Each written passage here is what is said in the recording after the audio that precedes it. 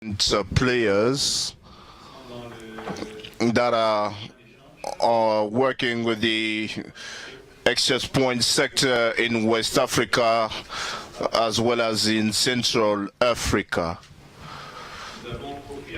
We have Mr. Koffi Armand from Côte d'Ivoire. So we also have Nico Tshintu for DRC Congo. I have not said it before, but I'm going to speak mainly in French. At a specific point of time, we will be speaking French and English. Question can be asked in English because we are bilingual. We have Mr. Koffi Armand, who is the head of department of ICT, and we have Mr. Tshintu KINIX, responsible for financial affairs and operations, Mr. Yazid Akanho from Benin Republic, who will be talking about what is going on in his country, and Mr. Emmanuel Kwarteng from Ghana. And in the panel is representing Ghana Interchange, and will be sharing with us what's going on in his nation. The main thing of this panel today has to do with challenging associate in West and Central Africa. So when we are talking about growth, we are talking about a threefold growth of them. And tomorrow you have 6 and 12. Tomorrow you have 6 and 12, and with Ethiopia. And so we'll be discussing about we'll be discussing about all issues, and we'll be touching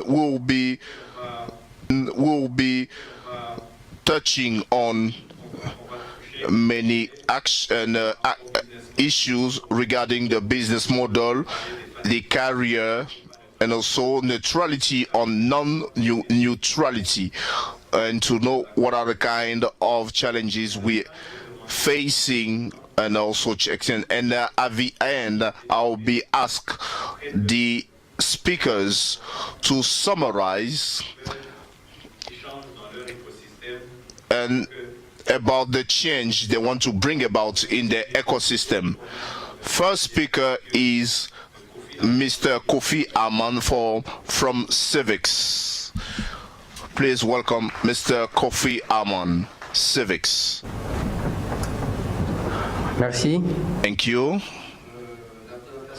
My presentation will be articulating about growth challenging, the touch on by the moderator. Given that Côte d'Ivoire is located in West Africa, so our challenges are part of, let's say, West African challenges.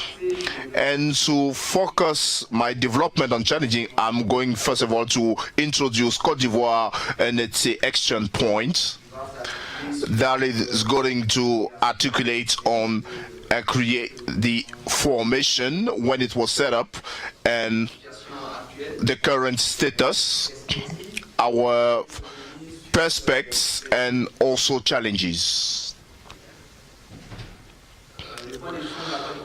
Côte d'Ivoire Exchange Point was established in 2013, in July 2013, and it is called CIVIX, Côte d'Ivoire Internet Exchange Point, and it is currently run by the Ivorian Regulatory Authority, RTCI, and I will be also talking about the kind of business model we would like to use, and the facility has been already set up.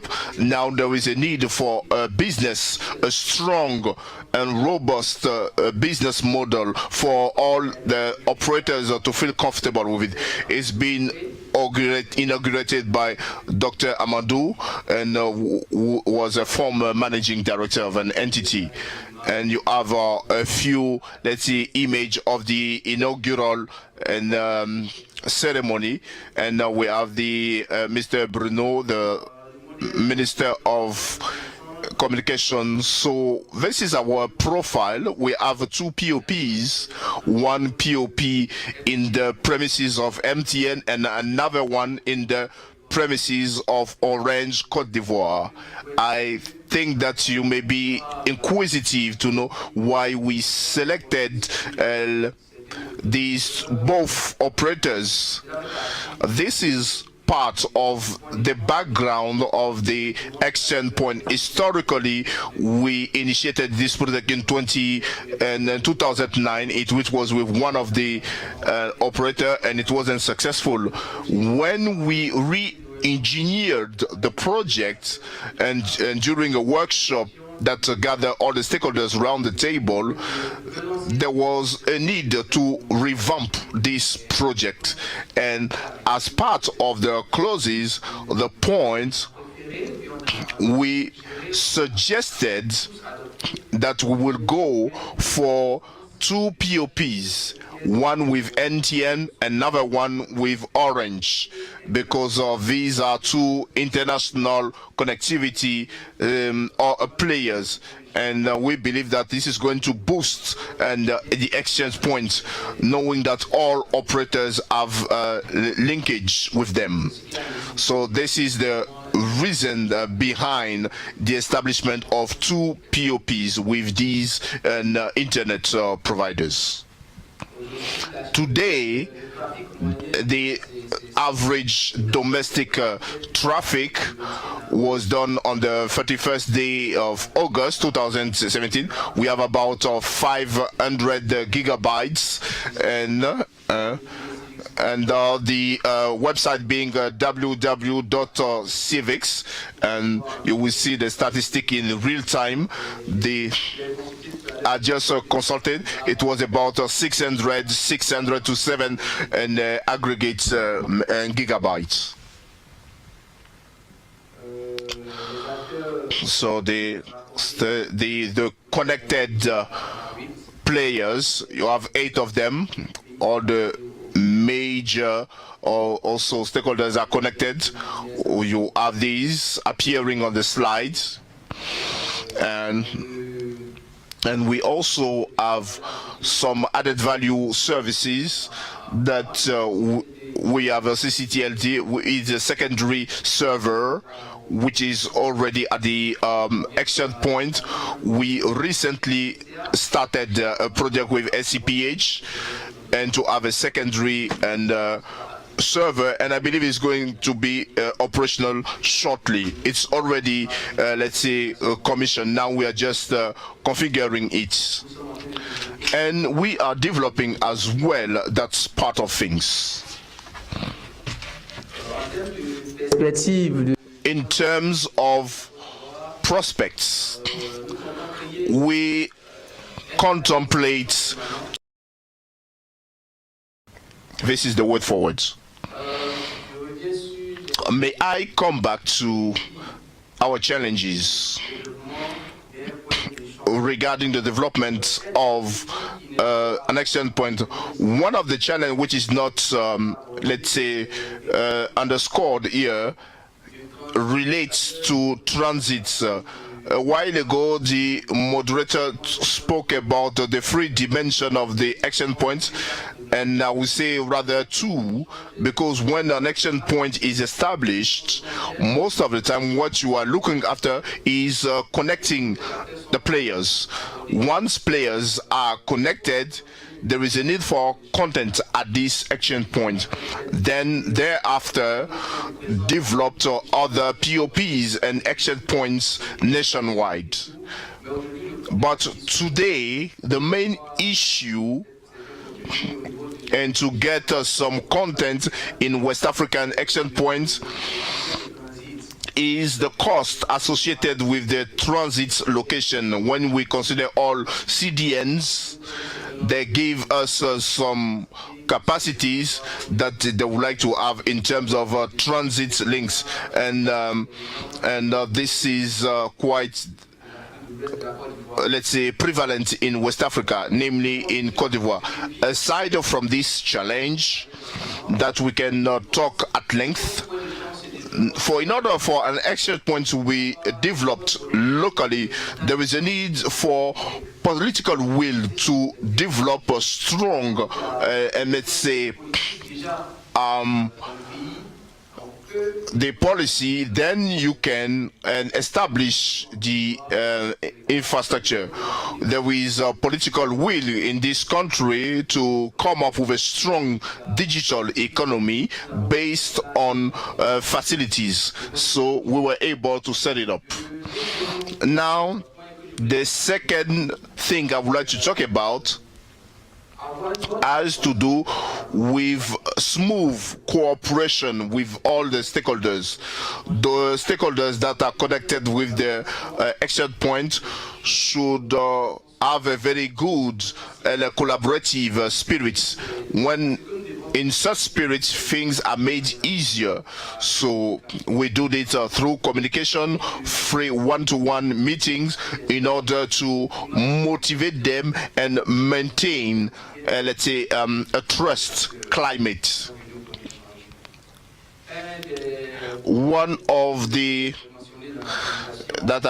point I mentioned in my presentation is transparent and management. And then with this, there is a need for sound management, and an action point may have a different model. You don't have any, let's say, magic stick model. You can have one which is based on association, but if management is poor, the action point will not live long.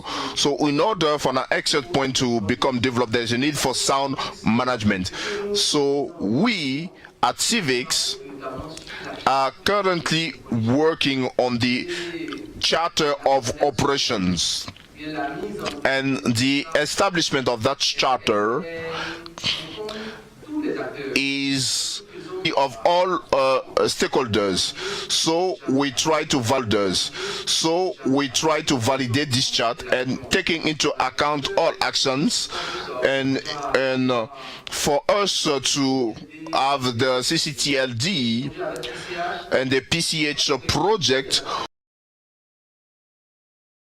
lagging behind come to join the bandwagon so that we can increase the traffic. And in 2014, I was still in the car.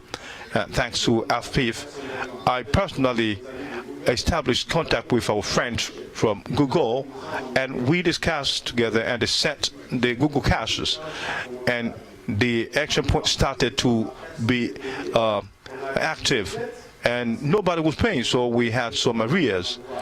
We found ourselves in a neutral area, and the first was hosted with an operator, and there was some suspicion because some were using all this and to have access to the bandwidth. In fact, all this resulted from the fact that there was no appropriate information from the engineers. They didn't really know what BGP was all about, and therefore that the host could use the bandwidth of others to provide service to his client. So it was a theory that nobody really understood. And the first experience is that the PCF came for the training, and the second experience with Michoki and Mathieu help people now to have a clear picture of the business that they needed to get together and to look forward together. And today, as I'm talking to you, we have 5 operators who are connected to the action point. Yesterday there were 6, and now today the 7th joined the group because he thought that there was a matter, there was a substance, Google content. And in the meanwhile, we are trying to make all the effort to bring other local CDNs to the action point, and we're also trying to see how we can bring all the other CDNs. After PCN, what you can, Akamai is now shipping the equipment to DRC, and as a result of that, there will be a lot of traffic on the Kinshasa action point. But we need not to stop there. we also have to bring the government to understand that we need to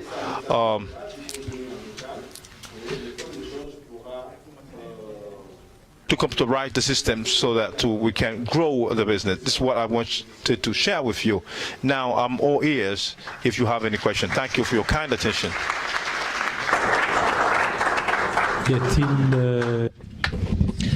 One or two questions. Matthew, please. Nico, you are aware that whenever you make a presentation, it's either me or Mitriki put the same question. CGX, it is on the side of the river.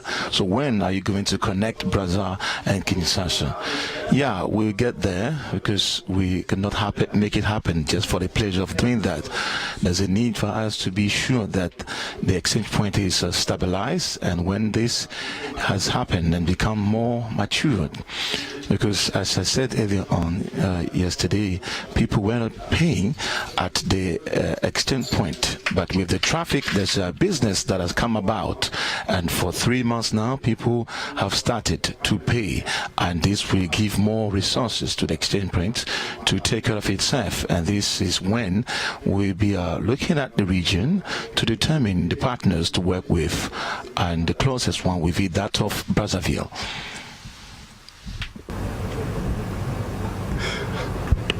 Ok, merci Nico. Apparemment, il n'y a pas d'autres questions. Donc, s'il y a d'autres questions, vous allez poser après. Merci. Ok, merci.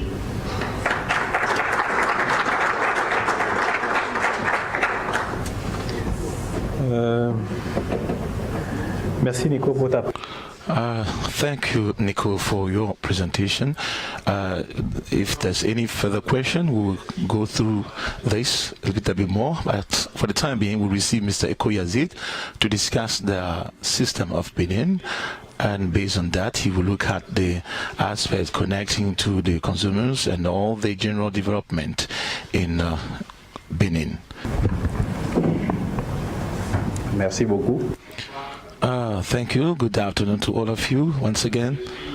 My name is Yazid Akanho, representing Benin, but not actually representing IX from Benin. I'm here as an engineer, telecom engineer. I have a background in... Before I joined the IT department during my spare time, I'm also a member of an association gathering of let's say caretakers, one-eyed man in the kingdom of two-eyed people. So we're trying to multiply the number of people with one eye to make the society understand that we need together to advocate for the development of internet, if not the ITCs in general. So our association is trying to conduct training sessions, seminars, and capacity building that we kept organizing since 2011 with the support of some partners.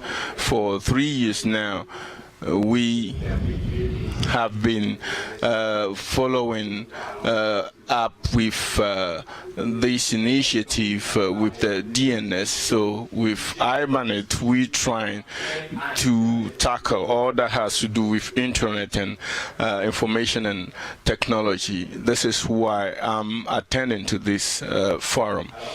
So I'm going to share with you very quickly what is our association, IX, what the Internet Exchange Point brought to the ecosystem in Benin, the challenges that we are facing in IX Benin, and also the outlooks.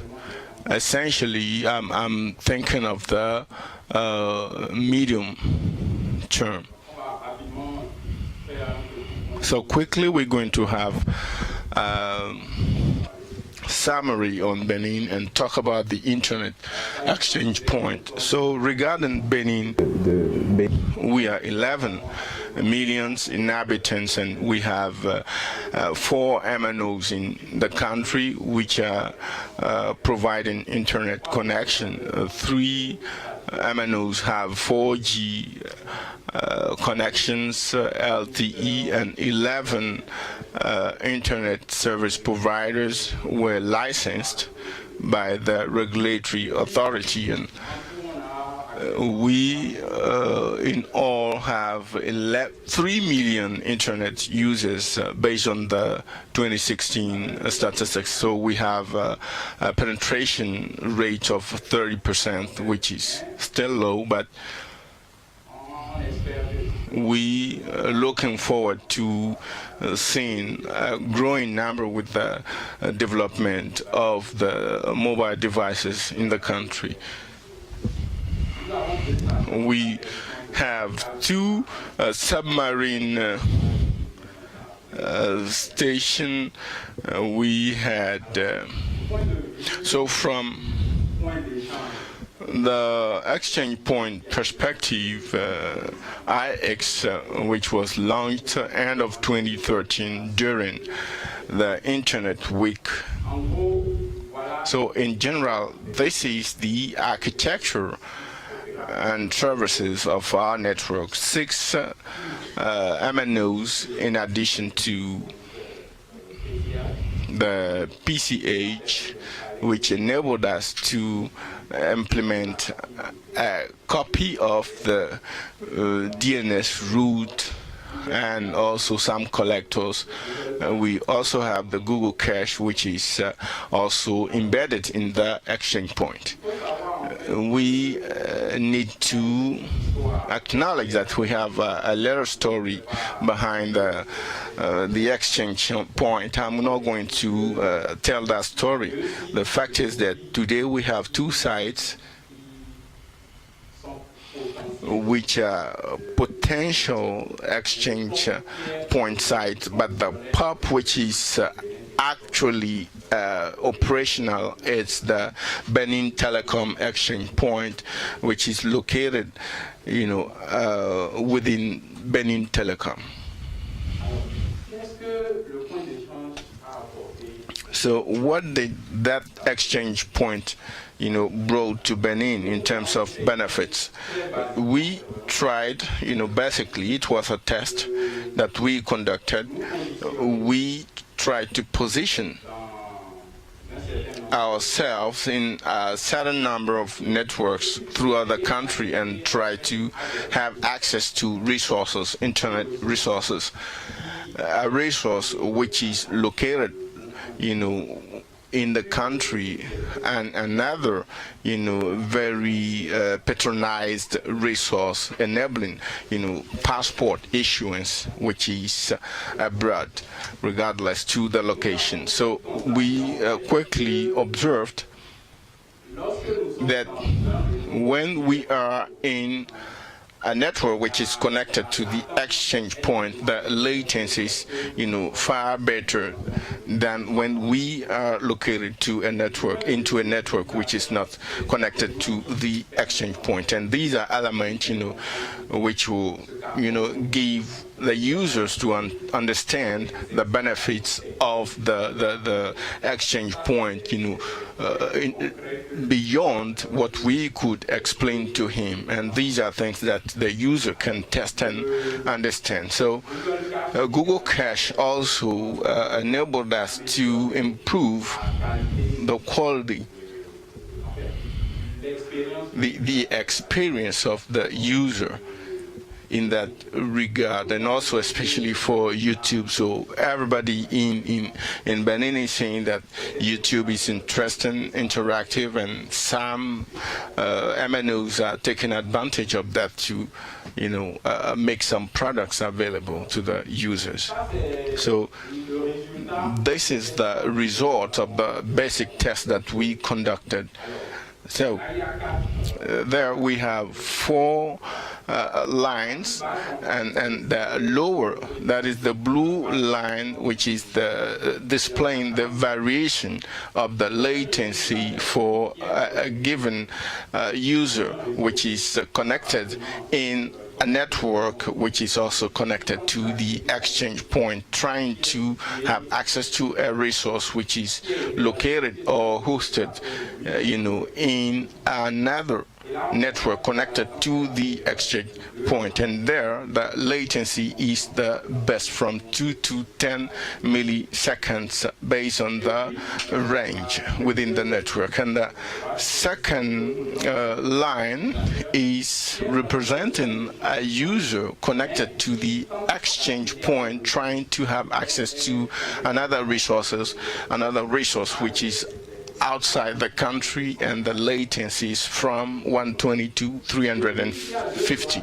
And we have 2 lines which are almost similar in the same space, from 170 to 250. So these 2 represent the latency range of a user which is not belonging to a network connected to the access point of exchange. So for users, it's very easy to convince them that we have a high interest in negotiating and collaborating and discussing to improve the local traffic, because at the end of the day, the end user experience will get improved. In terms of weaknesses and challenges, I'm going to sort them. The first part will be focusing essentially on governance and also the functioning of the point of exchange itself, and after the external factors which are not connected to the point of exchange. So in terms of governance, when we look at it as an external body to the point of exchange, there is no technical and administrative, dedicated team to the functioning of the point of exchange. So we think that maybe this is one of the weaknesses, and definitely we cannot go that fast or, better if we had a dedicated team for the functioning and management. But of course, we don't have standardized model, as my colleague from CIVIX said, and this is not a criticism, but this is just an observation. So I wouldn't like this to be interpreted like a criticism. I'm just making an observation. And also, there is no business model. How do we manage so that the point of exchange be attractive? How do we manage for that point of exchange, to be profitable? And how do we also, arrive at making or attracting these partners to come to that point of exchange? And this is also another weakness and limit. And the third one is that the government is still, mingling with the functioning of the point of exchange, and sometimes it might be seen as an obstacle, because we are unfortunately in states and governments which are trying to have, a full control of operations, and this can hamper highly the technological platforms like IXP. So regarding the design and the setting, we observe that some IXPs are consuming, more, and you need to know that in Benin we have 2 main operators based on the number of subscribers that these MNOs have. We have MTN and Benin Telecom, And if we go further, we might move, and I was discussing with my colleague of MTN, who were saying that they are facing some challenges sometimes in accessing the Google cache. So sometimes they are compelled to, disconnect the cache and use their own connection for the Google traffic. So the other thing that I tackled early on is the second item, which could have been a pub. That is the figure site where we already have equipment. We just have to, exercise our personal willings, and definitely we might end up having a second pub in Benin. And we also observed that we could add some more services to that point of exchange. I'm thinking about the LTP server and also some depositories of Linux, Dora, and many more. We have, a wide range of Linux users in Benin, and I think that they will be very happy that they can use those for any update. And externally, as the famous issue regarding the content. And unfortunately, in Benin, we don't really have the local traffic, and the consumption, the internet usage utilization is only Facebook, Twitter, and YouTube. So we need to promote the use of internet, else way, and I'm referring to all these e-technologies, e-governance, e-education, e-governance, which normally should be, boosted, by the government to promote internet usage. Yes. The cost of access to resources also, it's a huge challenge today to have access to transport resources for transmission, to have interconnection. I can see Matthew, pointing at the MNO, but it's not always, entrusted to the MNOs that billing.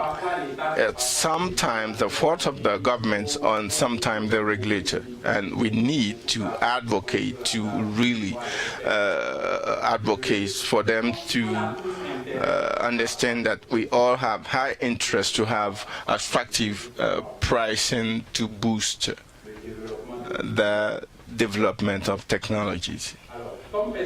So as outlooks, I'm going to talk about three main items. First of all, regarding the management of the point of action, some actions are being taken to improve it, and I'm thinking of the committee which is being established for governance. For now, I know that we have work which is being done, and normally should end up with an establishment of a 10-member committee, including the ministry, the MNOs, and the IXPs, and some association of consumers. And this normally should improve the management of the point of exchange to better exchange with the content providers. And we also established a year ago with the to the various political speeches. We observe political speeches we observe that the digital issue is dear to the heart of this government, and one of the benefits that we observe is the establishment of this agency, and we believe strongly that this entity will play a big role in the promotion of technologies in Benin through the establishment of data center, electronic platforms for e-settlement of invoices and bills for taxes, utility bills. So in general, the web services and platforms through e-payment, which normally should improve the quality of the life standard of the people based on the utilization of technology. And normally this should generate traffic, and if we know how to go about this, the traffic will remain local. We don't need to call on some external resources to host our various resources to, for example, hosts be generated by this traffic. And I talked about the digitization which the government really decided to embark on. And one more time, if we succeed in controlling this flow of traffic, normally the point of action should derive from benefits. So this takes me to the end of this presentation. I'm open for any question.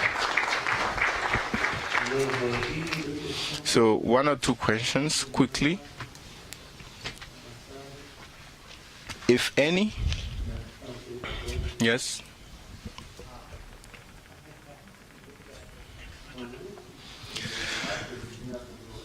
Good morning, I'm Vivian Sangoto. I'm from Benin Telecom Infrastructure, the historical MNO.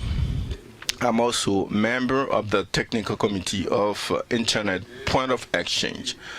I listened to my colleague who made a presentation to which I would like to bring some clarification, because we are all together in the same company before he leaves, because I'm a competitor now.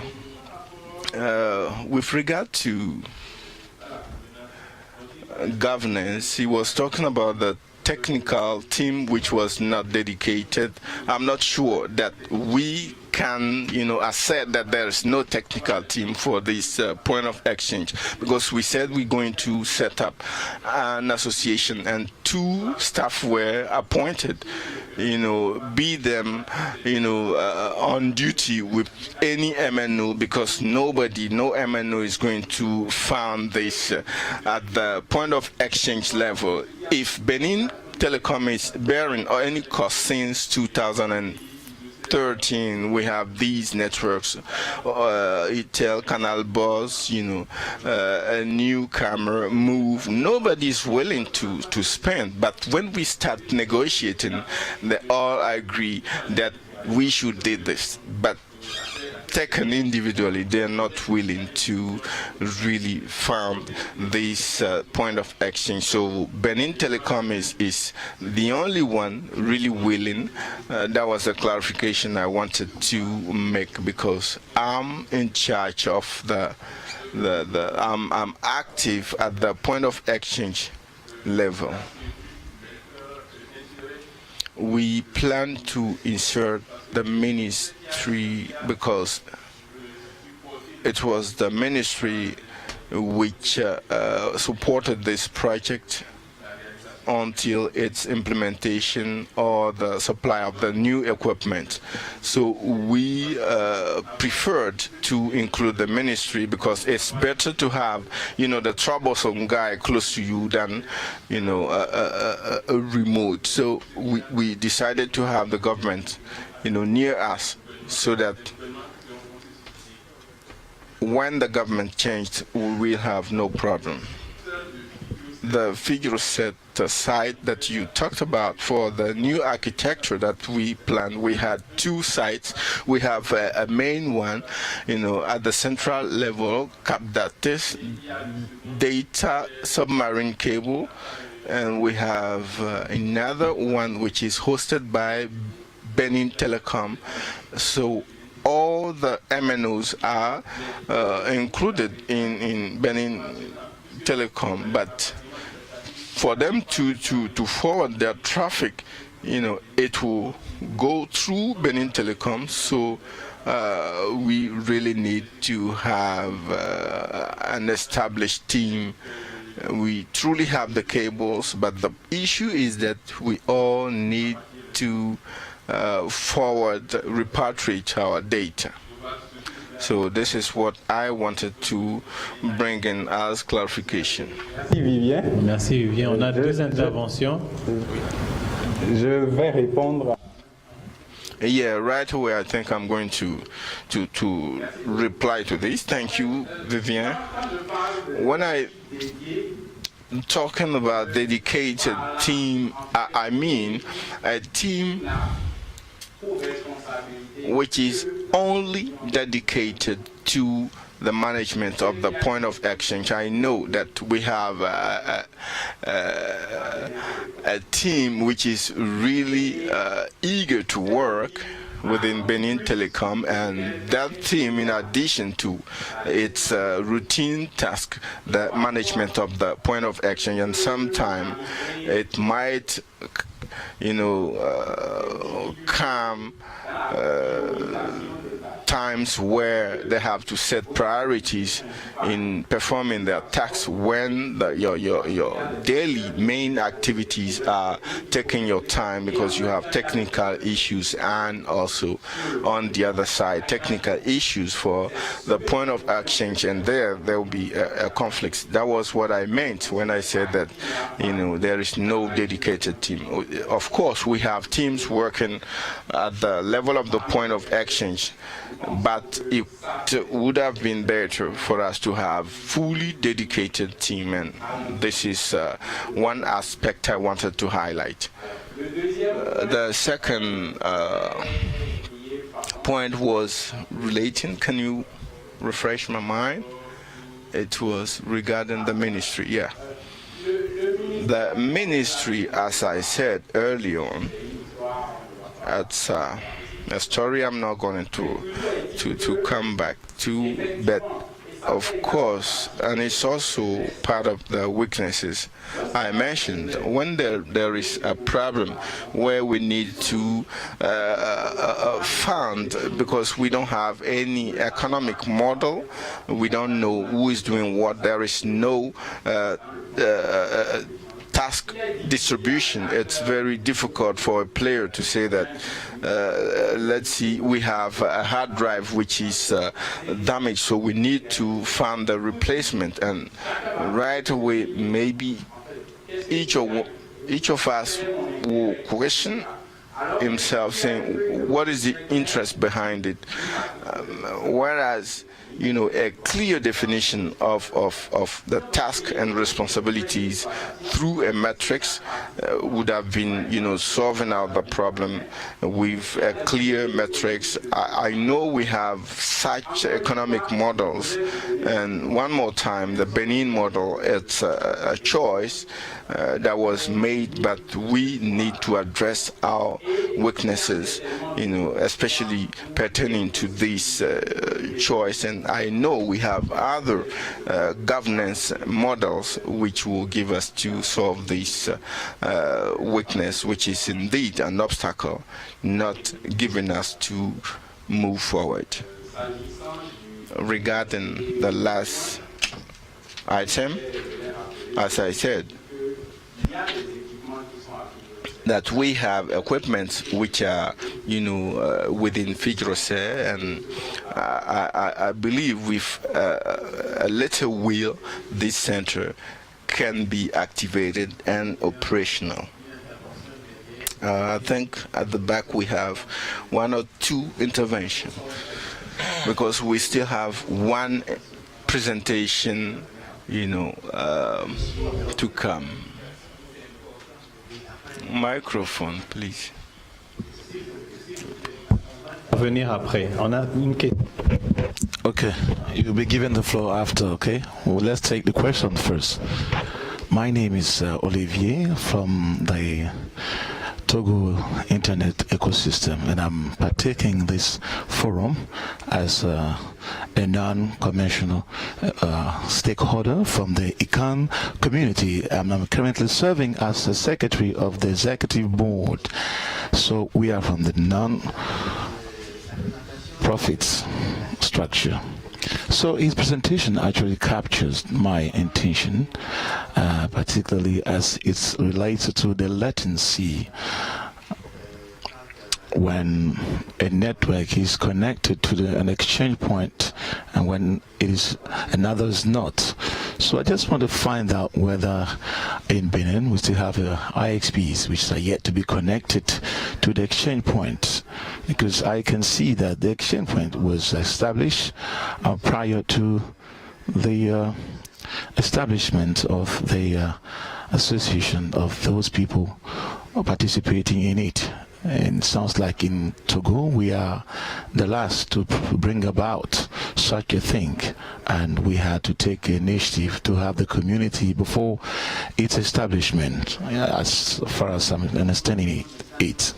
So I want to know whether when you establish an exchange point, to know whether this will contribute to accelerate the access of internet. Thank you very much. Concerning the community of internet service providers in Benin, for as much as I know, I do not remember of any of such structure in place. So this is the simple answer that I could provide to this.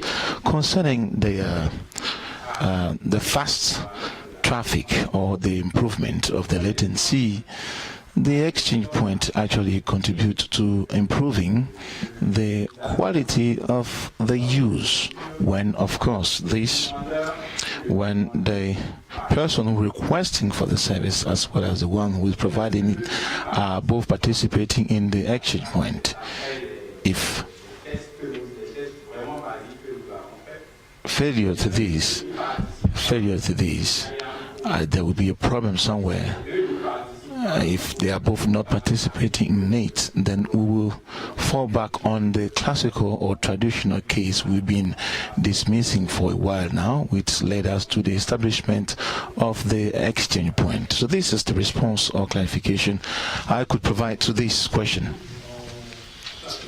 Thank you, Yazid. Please, can you give a hand to Yazid? Now we're going to listen to Emmanuel Kwarteng from Ghana, and that's his perspective as well. Okay, hello. So I'll be talking more of the challenges the group challenges we are basically facing in West Africa, and I'll be talking from the perspective of the Ghana experience.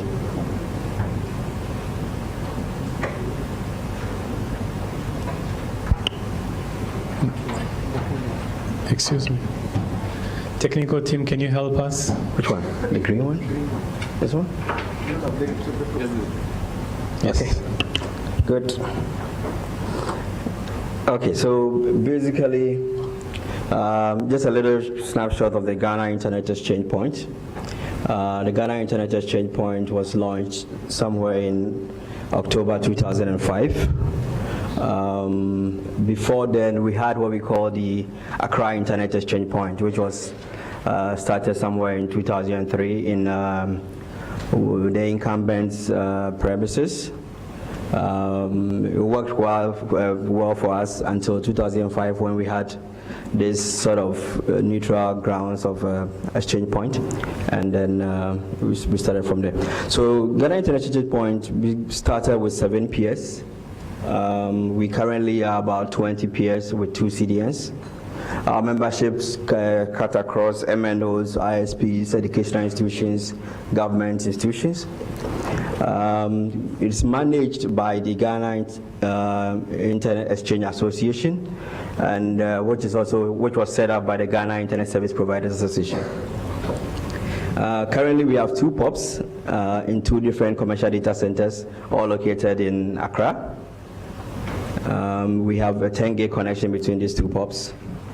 And very recently, we've established a connectivity between ourselves and the ISP of Nigeria. We're doing some tests with them. So what are the challenges we have seen so far since we really started somewhere in 2005? One of the major things that comes to mind quickly for me or for us is how we started. So we started off as ISP Association. We came together as ISPs, and then our members basically started appearing. And but from day one, we had made it very clear that it was basically open to everybody.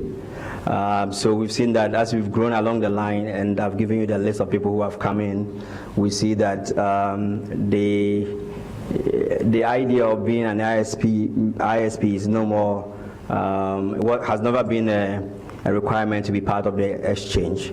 But then again, the ISP Association is the one overseeing the exchange point. So there's a little bit of trying to push agendas for the ISPs from time to time. And so we've seen this as a challenge. And so as we try to encourage enterprises, banks, and others to peer, this is a challenge that we're trying to find a way to resolve. The second point will be lack of content, which I think probably cuts across the perspective of Ghana and as well as Nigeria. So lack of content, I will take it in two different folds. In our case, we have very small locally produced content, and then even if of this locally generated content, most of them are hosted outside. We also, with regards to the international caches, we have 2 cache, which we are currently hosting. What we've realized quickly is that to be able to attract some of this cache to your ecosystem, it takes a lot of, they will have to go through a lot of stuff with you to be sure that the traffic that is coming from your place is big enough. And the challenge we've had is that, of course, because the cache is not there, the traffic is not big anyway. So it's a chicken and egg thing that we've been facing. Another thing too, which I think until recently is a bit improved, is the cost of transport to the exchange point. So some years, I think a year or 2 ago, we decided that we try and encourage all our peers to come in by fiber, because we realized quickly that those who were coming by radio had a lot of packet drops on the radios in terms of capacity, and so it made sense for them to try and come in by fiber. Fiber in Accra, I mean, from one point to the other, terrestrial fiber has not been cheap, so that has been one of the challenges we've had. Recently, we have coming on board another operator who is able to give to the extent of dark fiber and lease capacity at reasonable rates. So we would say that yes, it's becoming a little better now. So the other problem is in regards to payment models. So we, as we started as an ISP association, we started with membership fees, and the whole idea was that, of course, we wanted to encourage everybody to come on board and come and peer and come quickly. So the prices were very reasonable, to the extent that we had to put them, because the CD was fluctuating a little bit at those days, we had to hedge it and make it, put it against the CD so that people can just come in. Now we've come to a point where we realize that yes, people have come, operators are taking 10 gig and all that. We cannot continue for everybody to be paying membership fees. So we quickly are looking at, in which we have actually done, looking at port fees so that those who are taking bigger ports will end up paying relatively bigger, a little bigger. So the other thing with regards to content, which you've seen also, is the transit cost. I think we had 2 years ago, we had this challenge. We had an operator was providing for us at the exchange. We woke up one day and then it was disconnected. So we had to quickly find a solution around it. We thought through it, we met members, we discussed back and forth. In the long run, we decided that yes, we'll put in an RFP. So we did. We put in an RFP for members to give us the best of costs. I mean, for providers to give us the best. So we got something good, but still was a bit expensive with regards to the fact that, of course, members at the exchange point would love to peer for free, which they've been doing for some time. So would love to not pay for the transit cost. So we had to come up with a quick model on how we're going to make this work for us. And that's what we call the shared cost model. So we had a network put in place quickly. Members were peering at whatever ports they want. What we did was that the ports that we are peering at the transit level, we made it free. And then you pay for the percentage capacity that you've used for that particular month. Members have been paying for some time now. It's close to a year. What we've seen is that those who really are using it are there happily paying, but we would love to have others to join. And really, because they are going to pay and they are sort of going to pay to a competitor, it becomes difficult for them to join. So luckily for us, we've had this discussion with Google for about a year now on ways at which we can solve this. And I think you heard Thomas on the first day, he explained on a model that was going to solve this problem for us. And hopefully by end of September, we should have that installed and we'll check it.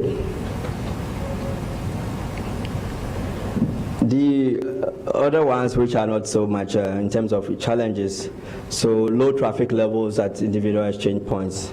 So the big operators probably might want to have big people who are coming to peer at your exchange points. Always look out for what are the traffic levels at your place, because of course they want to always exchange traffic. Looking into linking exchange points. So basically, because at the beginning it's not enough, it's not a compelling reason enough to get people to come in. But of course, we always tell them that as an exchange point, that's how it grows. I mean, it grows organically, and as people come in, we tend to grow. Regulator support. For our side, as Ghana, the way we started and the way we've operated a little bit independent of the regulator. So the regulator doesn't license anybody, doesn't license us, doesn't license anybody at the place. We do most of the things. What we've realized recently is that, of course, if the regulator is not involved as well, sometimes you have issues with some of your things. So you have things being shipped to you and type approval issues and all that. You have to go through the process of getting it. So we recently have been engaging the regulator a lot. Even though they don't regulate us, they are more interested in knowing. They actually have taken the exchange point as a critical infrastructure, so that they don't want anything like they wake up one day and the system is not working or somebody complains, because they see that a lot of all the people they are licensing are actually peering there. So if that is the case, then they are also more interested. So they basically, we have been engaging them, bringing them to all our programs and things like that, explaining the things we are doing, and it's been very helpful. So if we are expecting any shipments and things like that, all we need to do is draw their attention early, write lectures to them, and then once it comes, they are able to help us move it quickly. Cross-border issues, I think that was talked about yesterday, so I won't draw much about it. So if people want to peer from elsewhere within a region to our exchange point, we normally will have terrestrial capacity to the points in Burkina, Togo, and things like that. Crossing to the other side has always been issues, and of course these are issues for the operators as well, so I'm sure they're figuring a way to resolve it. So because we were not taking a lot of money at the exchange. It's been quite difficult manning the exchange because we don't have, these days everybody wants to be paid to do the job. So what we're trying to do is that we're looking at some part-time team members, maybe 1 or 2, to try and help with the day-to-day. What we've done, we've been able to do well is that most of the things have been automated, so we actually don't do anything at the exchange. And the exchange, as I said, is also in a commercial data center. We go there only when necessary. It's always been up for the last almost a year since we put our things at those 2 locations. We've not had issues, no downtime, so it's been helping us. So those are for us as Ghana Exchange and the perspective from our side. Those are the challenges we've been facing. So what are we trying to do to resolve it? Recently, we've been engaged with the board of GIXP, which is the Ghana Internet Service Providers Association, to look at the governance structure and see how we can modify it a little bit to suit where we have grown up to. So we are looking for towards more of the private non-for-profit. We are not interested in making money from the exchange. All we're interested in is a model that works so that it's self-sustainable. We've engaged the regulator more, which I mentioned earlier. We invite them to our programs. We have meetings with them. We go to they invite us for meetings, we go.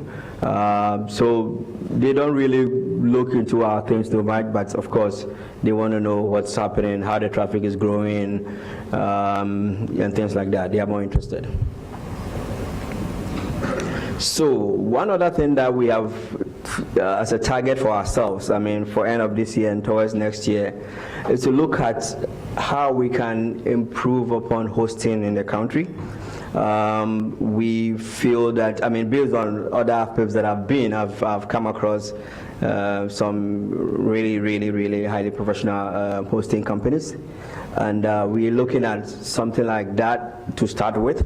Once we're able to do that, then our next target is to try and encourage the content, those who are currently doing a little bit, despite the media and all that, to try and host in country. And this is something that the regulator is actually in favor of, so it's easy for us to push. So 2 things. First, we try and figure out how to get the properly hosted facilities in country, and then we look at how we can convince people to host.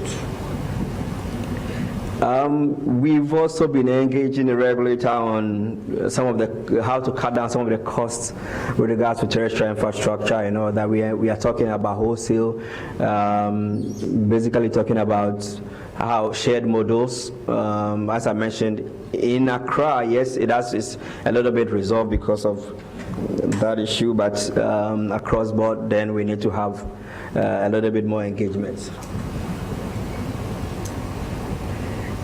Yeah, so across border, I think, swaps, which is already being done by the telcos and MNOs, so something we can take advantage of. The last point probably would be the GIGS ISPN thing that I mentioned. This has been on the drawing board for some time. I know some people have their own, when it comes to connecting exchange points, their own opinions. We believe that Ghana and Nigeria share a lot of things in common. Most of our banks cut across. So our interest is really not about cash or anything like that. More of what is there really that is between us and Nigeria, and how we can get it forward. So that's work. Thank you. Thank you very much. Thank you, Emmanuel. So now I think I'm going to open up the floor for a few questions. I think we had some comments. Da Silva wanted to say something, but I think he's not in the room. But if there are questions to the...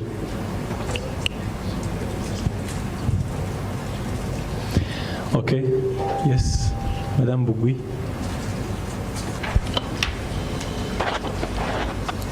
Oui, bonsoir. Yeah, good afternoon. My name is Bougui Seraphine from the Exchange Points of Côte d'Ivoire. My intervention will be about the last speaker on Ghana IXP. He mentioned similar issues as in our case, but they need a further step ahead. So we would like to do the same. Firstly, concerning the association, the IXP association, how did they make it happen? And concerning the pricing, we are still working on it. We are yet to get it deployed. Consultations are ongoing, but it's yet to be deployed. So about this, if you could elaborate more on their strategies or answers, or I don't know, any shed lights, that would be appropriate. Concerning the cross-border issue, yesterday we have looked at that, so it's okay. You could at least discuss the two items I've mentioned already. Thank you. Okay, thank you. Okay, so as I stated earlier, we started off purely as an ISP association because our 7 members were all ISPs and MNOs. Quickly, we've realized, because now we have government institutions there, we have university, of the banks. So once we go to ISP association meetings, which you're supposed to have a license before you can attend, we quickly rule out those guys who cannot attend such meetings. So it probably not too much in the interest of the ISPs and MNOs, but it has come to the realization that yes, we cannot do that forever. We need to have the environment where we have inputs of the others who are not ISPs and MNOs. Even though they might be customers of the ISPs and MNOs, at the exchange point, they have a say. So if there are things that have to be decided and we need probably to vote, they probably are required. And of course, one of the things that the ISPs and MNOs were trying to, of course, with regards to the cost. Currently, as it is, if you're an ISP, you pay half the price of what somebody who is not an ISP pays. So we are not trying to take that away from them. We're trying and find a better way to go around it, to try and use the same discount principles for them because they are founding members and all that. So yes, they are part of this decision making. We're talking with them and they seem to buy into the longer vision that we have. With regards to the pricing, what we did was that, one, we needed to measure the utilization of the individuals who were going to use the transit. So we came out with a different model altogether. And this model basically was that, okay, anybody who wants to peer, first we get an RFP out, somebody, which is then goes to everybody. So everybody then comes with their own package. We look at the lowest cost because everybody, all our members can provide it. So we give it everybody and we pick the lowest cost. Secondly, anybody who wants to peer, we created a network basically dedicated to that because we wanted to measure the ports and be able to, at the end of the month, do some little calculation and say, okay, I use 15%, the whole amount for the month is $10,000. I use 15%, I pay 15% of $10,000. Very simple. We do an Excel sheet, we do that, we calculate across. And this is something that they bought into it. It was actually all defined in the RFP clearly. So the person who won saw it. The members bought into the idea, and they've been using it, and I think we've not had so much challenges. The only challenge is that we would love everybody to be part, and we don't. So, and that is why I engaged Google a year ago, and luckily they've been able to find kind of a solution for that, which hopefully will solve the problem for everybody at my exchange. And I'm sure by next year they'll all be happy. Okay, thank you very much.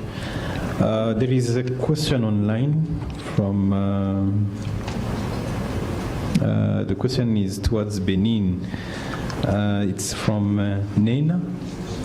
She said, I understand that there is an exchange point, but did not clearly say if there is any kind of pairing going on.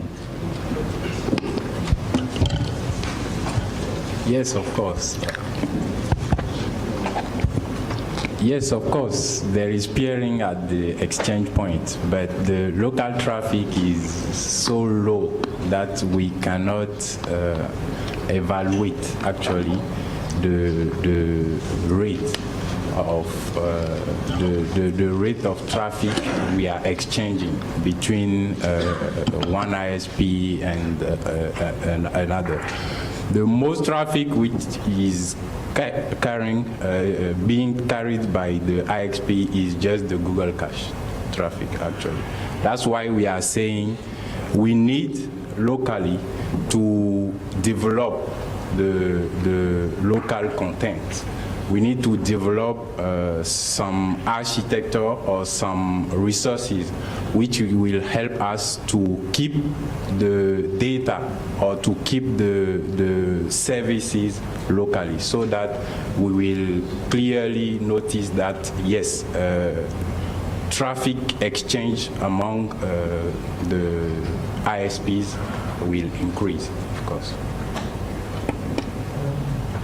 Ok. Il y avait deux interventions. Sylvain? There were two interventions. Sylvia wanted to say something, as well as the man in front.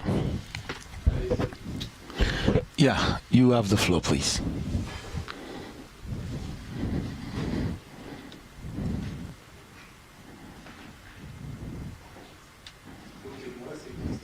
My name is Christian Tassiva from Benin Telecom Infrastructure. I'm the Deputy Director for the company. I just wanted to provide some clarification concerning governance of the Benin exchange point. We have already set in place following some discussions in collaboration with mobile operators and internet access providers. All the documents connecting to this association have already been validated, and they will be officially registered, and the procedure is ongoing from the legal perspective. So we are planning to hold a large assembly when we are back to our country for this to come to birth. Concerning the aspect connected to the action point, it has been existing before, but for 2 or 3 years now, it's been the Benin Telecom that has been footing the bill. So in this regard, we have deemed it abnormal, and that there was a need to move on to into the association for everyone to bear or to support the costs.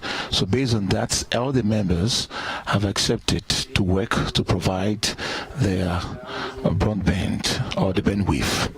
So today we still have a minimum of shared cost or task.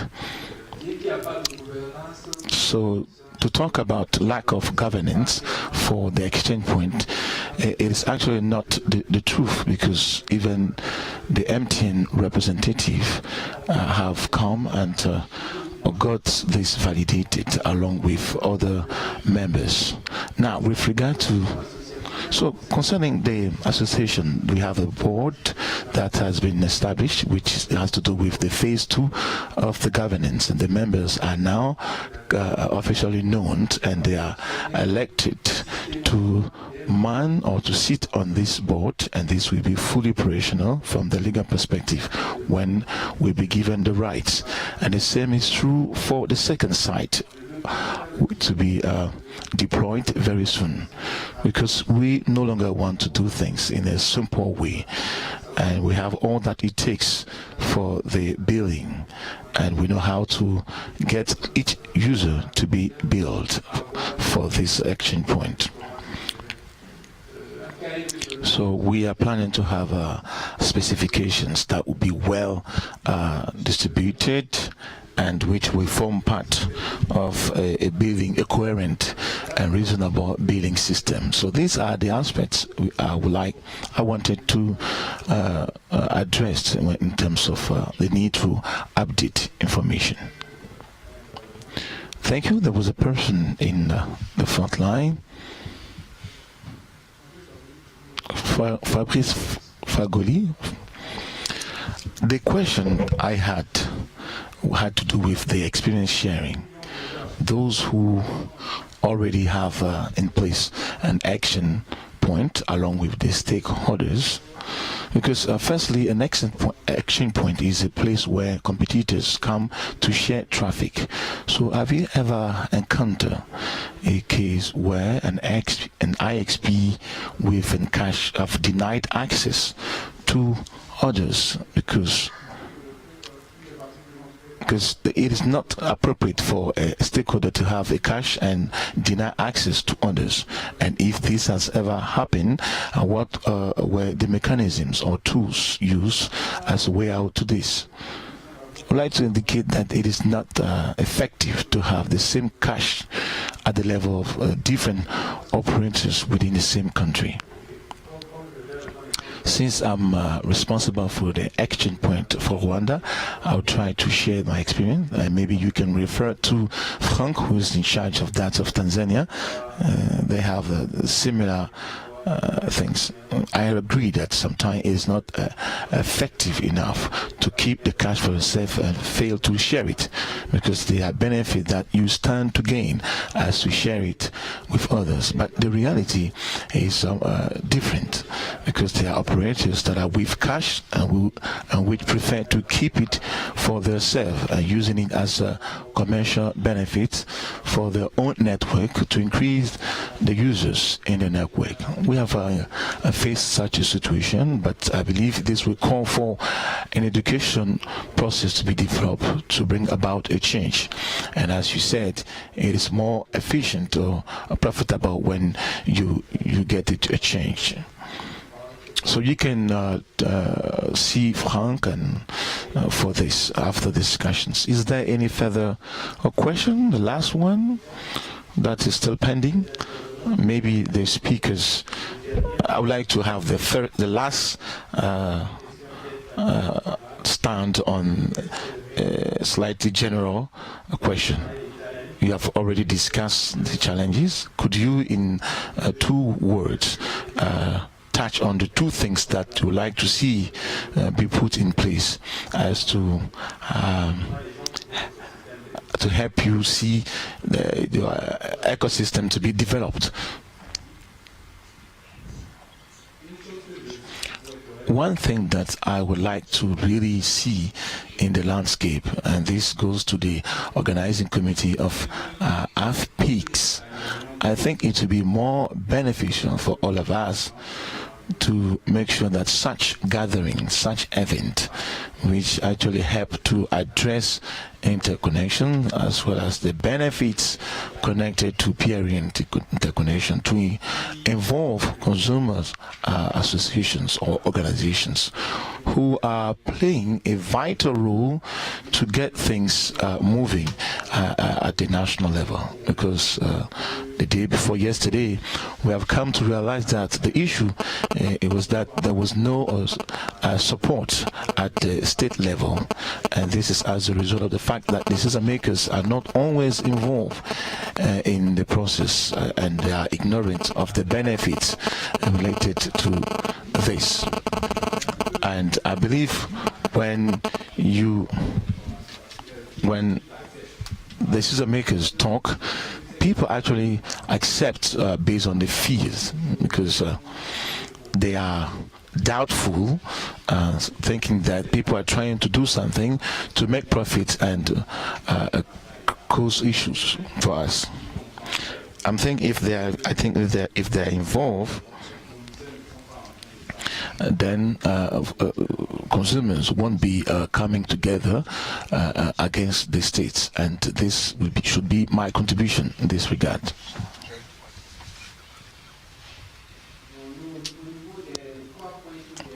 Concerning the 3 items that I have listed out concerning the challenges connected to the development of an exchange points, I think there's a need for a sound collaboration between the actors, and the need to ensure transparency in the management.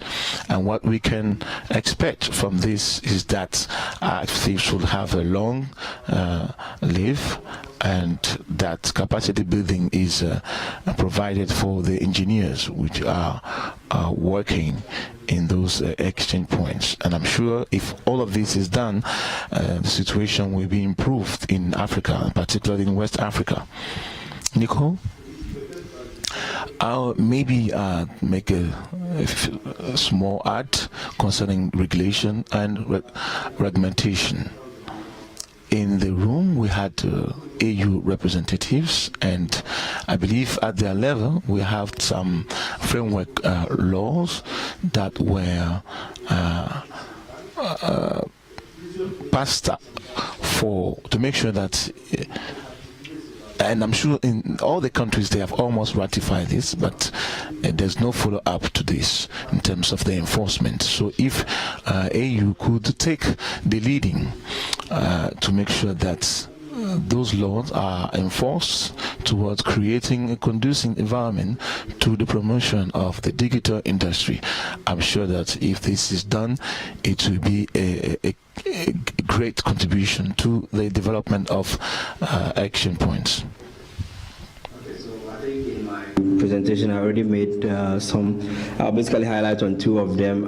From our perspective, what we're looking into is something that will help the whole economy and the whole ecosystem. So we basically will talk about something that has to do with content, in terms of local content. How do we get in our movie industries and our media to get local content produced locally, and how do we then host them locally? So it means that we as the IT guys and the telcos have to have put in place proper environments for hosting those things, which is something we are looking into.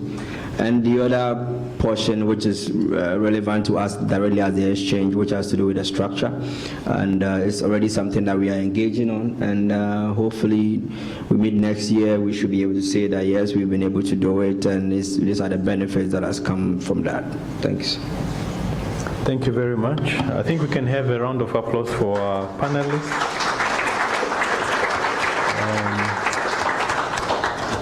I think this is a very good discussion we had, and several things have been said and knowledge can be shared. But I think primarily, and I will note what the DGA of Benin Telecom has said, when the environment is agreeing on something and they move forward, I think it's very important and it gives results. Sur ce, donc, je vous dis merci pour... Upon this note, I thank you for your time and may God bless you.